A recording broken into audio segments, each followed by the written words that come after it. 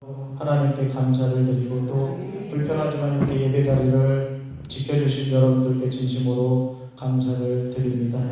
리모델링이 한참 잘 진행되고 있습니다. 그래서 지금은 다 때려 부시고 있어요. 그래서 이것저것 다 뜯어내고 그러고 있어서 좀 위험하기도 하지만 순차적으로 잘 진행되고 있다는 소식을 알려드리고요.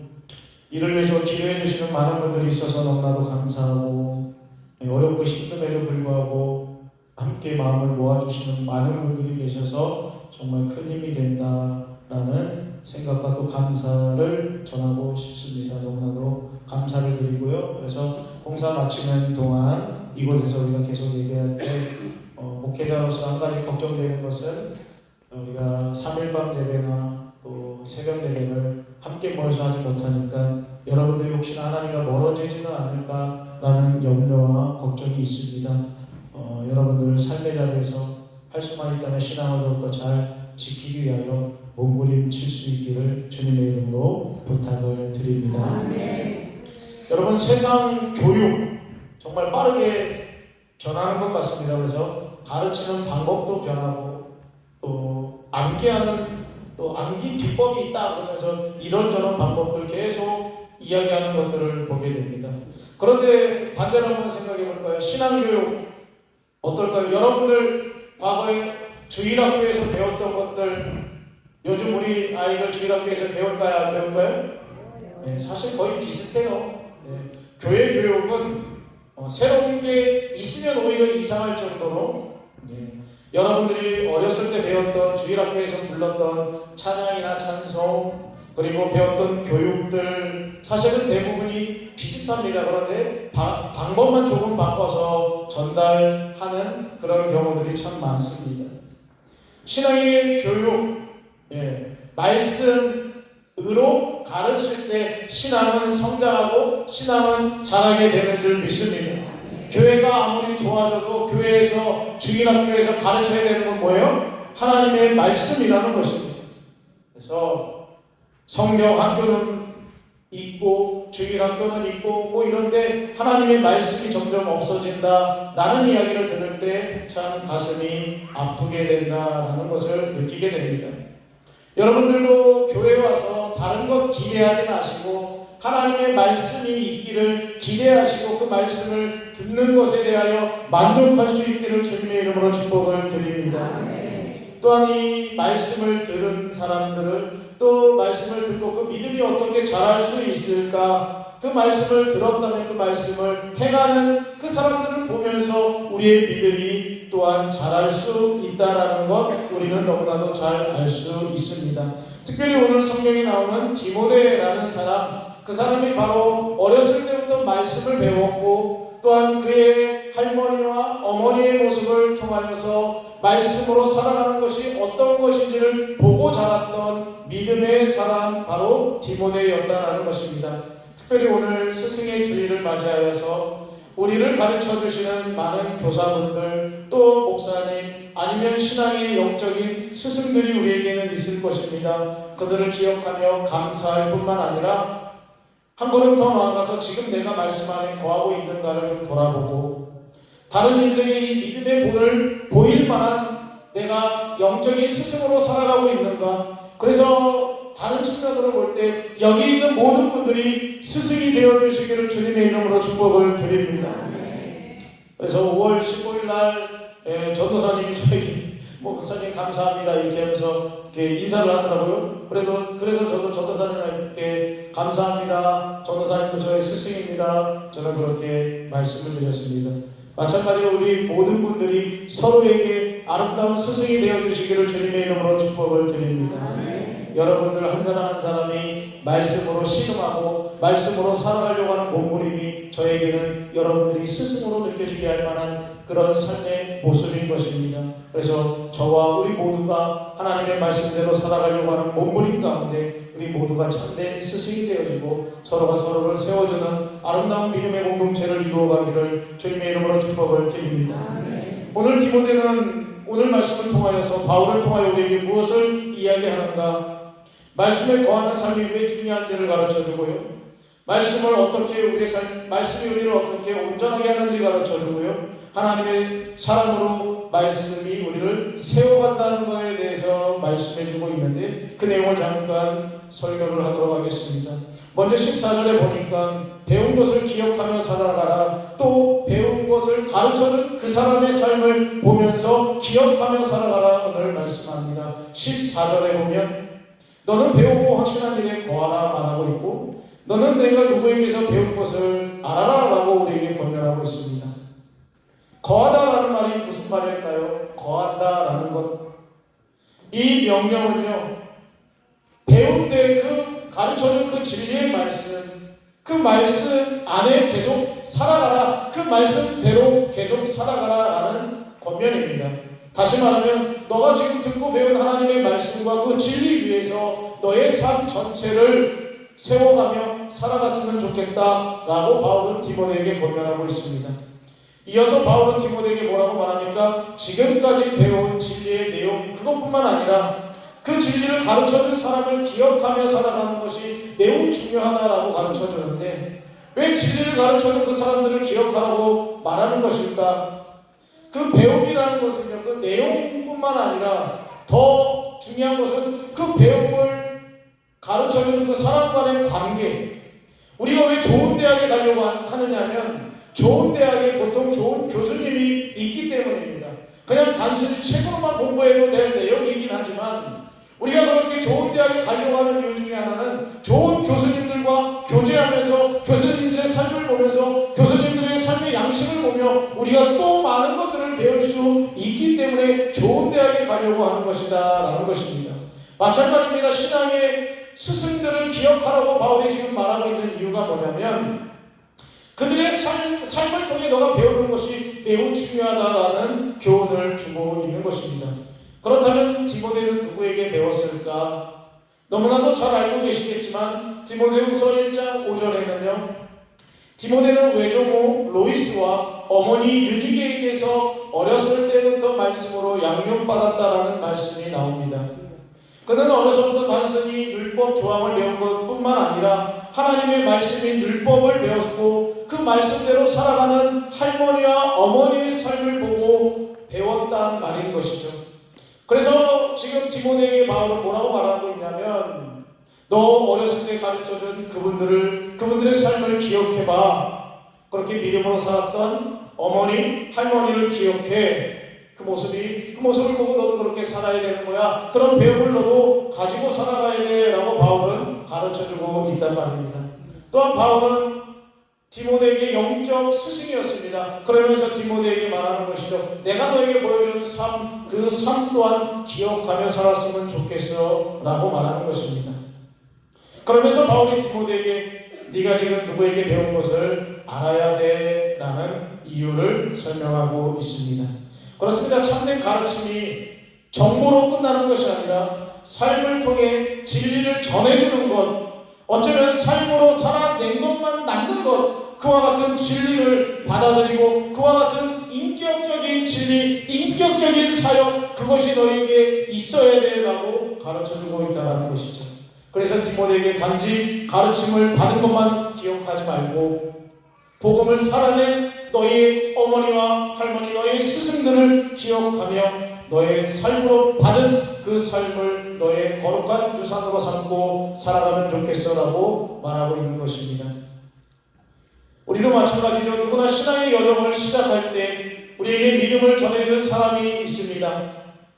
주일학교 선생님일 수도 있고요, 우리의 부모님일 수도 있고, 어떤 목사님일 수도 있고, 아니면 예수님 잘 믿었던 친구일 수도 있습니다.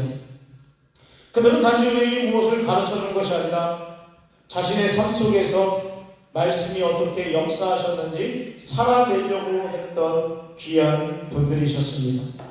그러므로 우리는 기억할 필요가 있습니다. 신앙은 전달된 말씀으로 시작할지는 모르겠지만 신앙의 계승은요, 말씀을 살아내는 자들의 삶을 통하여 계승되고 그의 믿음이 자라게 할 수 있다는 사실입니다. 그리고 그 계승은요, 배우는 자만의 책임이 아니라 그렇게 신앙의 본을 살아야 되는 누군가 먼저 된 자의 책임이 동시에 있다라는 사실 잊지 않기를 주님의 이름으로 부탁을 드립니다. 말씀은 우리가 그리스도 안에 뿌리 내려 살아갈 수 있도록 인도하시고요. 그 배운 말씀, 그 배움은 지식을 넘어 말씀 안에 거하게 하는 능력이 있고, 그렇게 살아갈 때 우리는 누군가에게 믿음을 전하고 있다라는 스승의 삶을 살고 있다는 것 잊지 않기를 부탁을 드립니다. 그러면서 한 가지, 두 가지 질문해 보면, 그렇다면 나는 정말 말씀으로 나를 채워가고 있는가? 말씀이 이처럼 우리에게 생명이 된다라고 말하고 있지만 그 말씀을 얼마나 우리 가운데 채워가고 있는가 한번 질문해 보자는 것입니다. 이 말씀이 없으면 믿음의 삶을 출발할 수 없는데 이 말씀으로 우리가 얼마나 채워가고 있는가, 그리고 그 말씀 안에서 배운 진리들을 얼마나 살아내고 있는가 질문해 볼 필요가 있는 것입니다. 왜요? 내가 이 말씀을 살아내지 못하면 누군가에게 그 말씀을 전하지 못하고 있는 모습이기 때문입니다. 부디 바울은 디모데에게 너는 배우고 확신한 일에 거하라 말한 것처럼 이 말씀이 우리의 삶의 방향이 되어서 우리도 하나님의 말씀을 가득 채우고 그 말씀이 우리의 삶으로 흘러나와서 누군가에게 하나님의 말씀으로 사는 것은 이런 것이다 라고 가르쳐줄 수 있는 스승의 자리에 서주시기를 주님의 이름으로 부탁을 드립니다. 두 번째로 15절에 보면 말씀은 구원에 이르게 하는 지혜를 준다라고 우리에게 가르쳐줍니다. 사도 바울은 디모데에게 이렇게 말하죠. 또 어려서부터 성경을 알았나니 성경은 능히 너희로 하여금 그리스도 예수 안에 있는 믿음으로 말미암아 구원에 이르는 지혜가 있게 하느니라. 아멘. 성경의 궁극적인 목적이 뭐냐면 구원에 이르게 하는 지혜를 주는 것이 바로 성경의 목적이다라는 것입니다. 성경에 보면 이스라엘의 역사도 나오고 삶의 양식이나 어떻게 살아가야 되는 그 기준들도 가르쳐주는 것 분명히 있습니다. 그리고 어떤 것이 옳고 그른지도 가르쳐주고 여러 가지 방면의 성경의 역할이 있겠지만 가장 궁극적인 가장 중요한 목적이 뭐냐? 구원에 이르게 하는 지혜가 바로 어디에 있다고요? 성경에 있다라고 우리에게 가르쳐주고 있습니다. 그렇게 본다면 성경 없이 구원이 있을까요? 없을까요? 없는 거예요. 성경의 말씀을 듣고 구원을 얻게 된다는 것입니다. 그래서 우리가 구원을 받을 때 누군가가 나에게 복음이라는 하나님의 말씀을 전해줄 때 그 말씀을 믿고 구원받는 거지 그냥 누구의 감동적인 이야기를 듣고 구원받는 건 아닙니다. 성경은 바로 이와 같은 목적으로 기록되었단 말입니다. 그래서 성경에서 우리의 윤리적인 교훈이나 어떤 도덕적인 삶의 모습 아니면 종교적인 그런 이유로 성경을 본다면 어쩌면 큰 의미는 없을지 모르겠습니다. 그러나 성경은 능히 너희로 하여금 구원에 이르게 하는 지혜가 있게 한다라고 말하는 이 말씀처럼 말씀을 통하여 우리가 더욱더 구원의 확신을 얻게 되고 구원받지 못한 자들은 말씀을 보는 가운데 말씀을 듣는 가운데 구원에 이르는 지혜가 있기를 주님의 이름으로 축복을 드립니다. 여기서 능히 너희로 하여금 구원에 이르게 하는 지혜가 있다라고 하는데 여기서 능히라는 표현은요 힘과 능력이 있다라는 의미입니다. 그렇습니다. 성경은 우리를 변화시킬 수 있는 힘과 능력이 있습니다. 구원의 길로 이끌 수 있는 힘과 능력이 있는 것이 바로 하나님의 말씀인 성경입니다. 그런데 이 구원의 지혜는요 말씀만 읽는다고 주어지는 것이 아니라 오늘 성경에 보니까 그리스도 예수 안에 있는 믿음으로 말미암아라는 앞에 덧붙이고 있죠.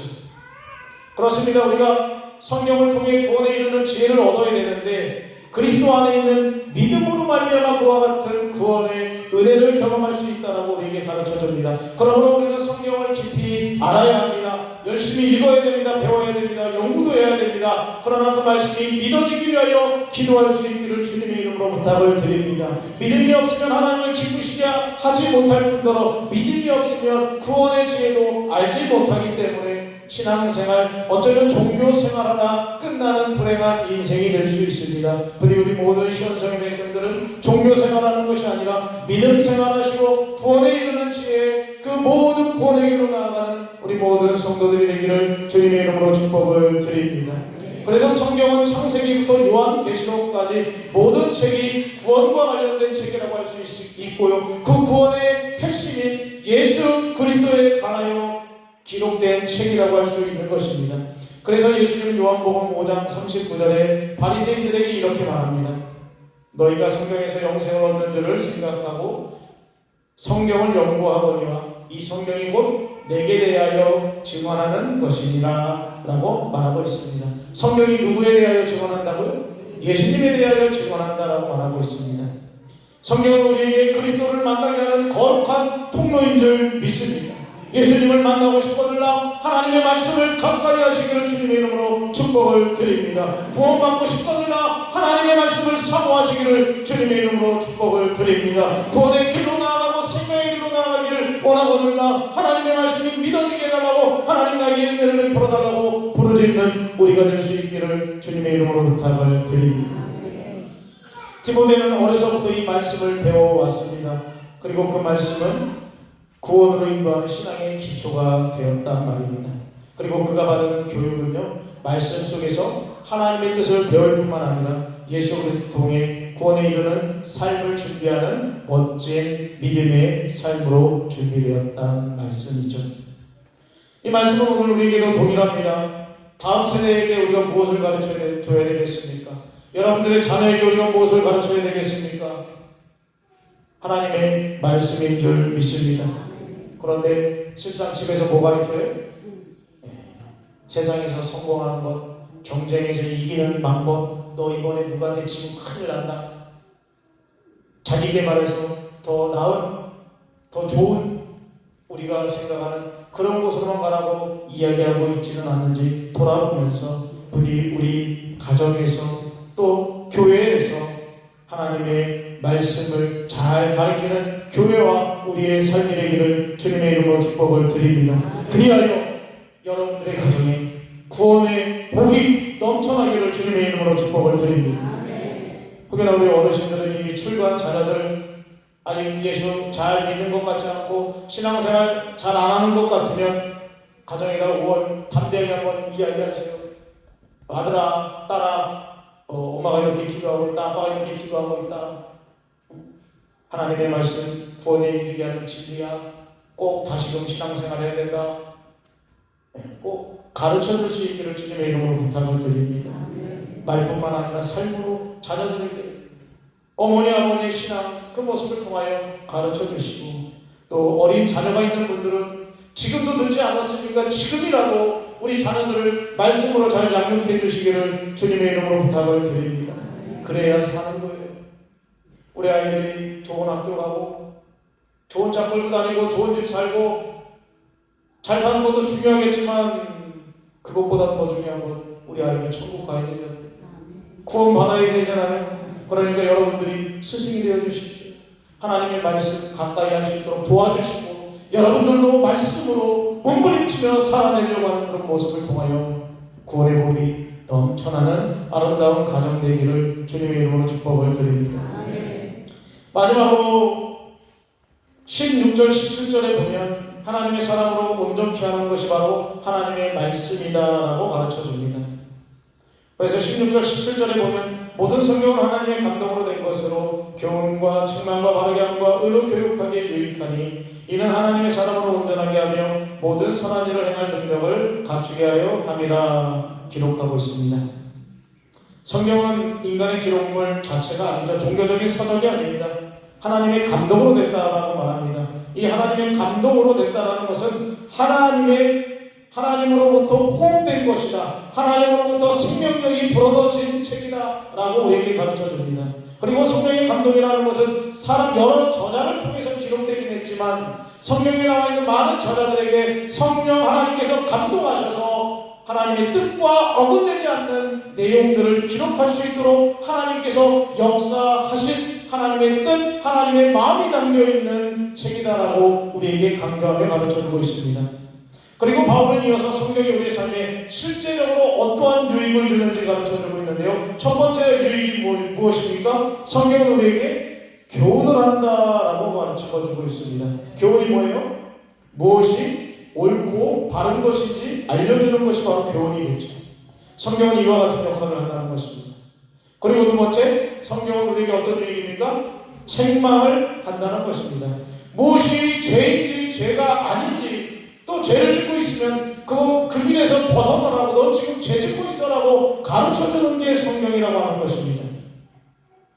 여러분, 성경은 단순히 우리에게 위로를 주는 말씀으로 끝나서는 안 됩니다. 성경은 때로는 우리에게 수술하는 칼과 같은 날카로운 예리한 검이 될 수 있다는 사실을 기억할 수 있기를 주님의 이름으로 부탁을 드립니다.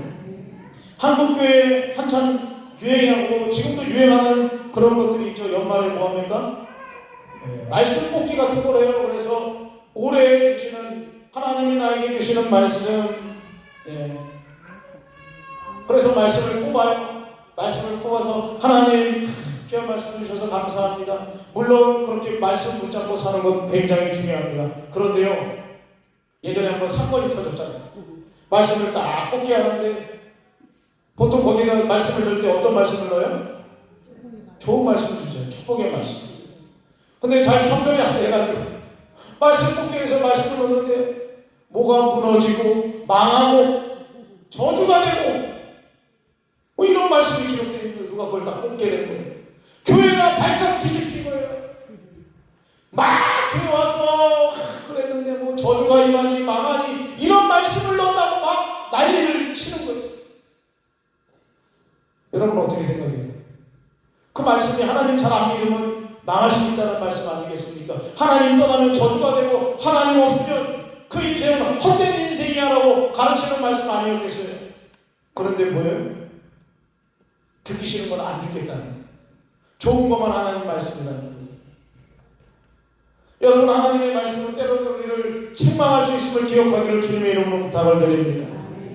하나님 앞에서 말씀으로 많이 책망받으면 좋은 거예요. 그래야 바른 길로 가는 거예요. 그래야 돌아올 수 있으니까 오히려 감사할 수 있기를 주님의 이름으로 부탁을 드립니다. 그래서 성경 말씀, 하나님의 말씀은 어떠한 한 구절만 나에게 주시는 말씀이 아니라 이 66권 전체가 하나님이 오늘 우리에게 주시는 하나님의 말씀인 줄 믿으시고 교훈도 받으시고 책망도 받으시기를 주님의 이름으로 축복을 드립니다. 그리고 성경은 바르게 한다라고 말하고 있습니다. 그릇된 삶을 고쳐서 바른 길로 인도해주는 역할을 바로 말씀이 하는 겁니다. 그리고 의로 교육한다고 합니다. 거룩한 삶으로 훈련시키고 성숙하게 만드는 것이 바로 성경 말씀이다라고 우리에게 가르쳐줍니다. 우리 신앙에 왜 성숙이 없을까 생각해보면 말씀이 없기 때문이에요. 교회들 보면 열심으로 기도하시는 분들이 있어요. 막 4시간, 5시간, 6시간 막 7시간까지 기도하시는 분들 계십니다. 그런데 그들의 삶을 보면 인격이 꽝인 분들이 있어요. 그들의 삶이 아닌 분들이 있단 말입니다. 왜요? 기도만 해서 그래요. 기도만 해서. 말씀 없이 기도만 해서 문제가 되는 거예요. 물론 말씀만 보면 건조해집니다. 그러나 말씀과 기도와 같이 가면 그 사람은 인품도 성격도 성품도 인격도 성숙하게 되는데 기도만 하면 성숙해지진 않아요. 하나님의 말씀이 우리를 성숙하게 만드는 줄 믿습니다. 그래서 내가 성숙하고 싶다 그러면 뭘 가까이 하신대요? 말씀을 가까이 하셔요. 말씀을 가까이 하셔야 돼요. 그래야 우리가 성숙하고 성장할 수 있는 거예요. 이 모든 것을 함축적으로 17절에 잘 요약해놨죠. 하나님의 사람으로 온전하게 하며 모든 선한 일을 행할 능력을 갖추게 하려고 이 말씀을 주셨다라고 요약해놓고 있습니다. 그렇습니다. 성경은 우리를 온전하게 하는 훈련 지침서이고 인격의 교과서가 됩니다. 특별히 온전하게 한다, 완전하고 충분하게 갖출 수 있도록 도와준다. 즉 하나님의 사람으로 쓰임받도록 도와주는 것이 성경이다라는 것입니다. 그리고 모든 선한 일을 행할 능력을 갖췄다라는 말은 우리가 단순히 좋은 사람이 되었다라는 말이 아니라 하나님의 뜻을 행할 수 있는 그런 능력을 갖춘 사람으로 변화되어 빛과 소금의 역할을 할 수 있는 자들로 빚어진다라는 말씀이라는 것입니다. 오늘 우리는 스승의 주일을 보내고 있습니다. 말씀 안에 뿌리를 내릴 뿐만 아니라 우리가 말씀을 가르치는 삶으로 본을 보이는 스승의 자리에 서주시기를 주님의 이름으로 축복을 드립니다.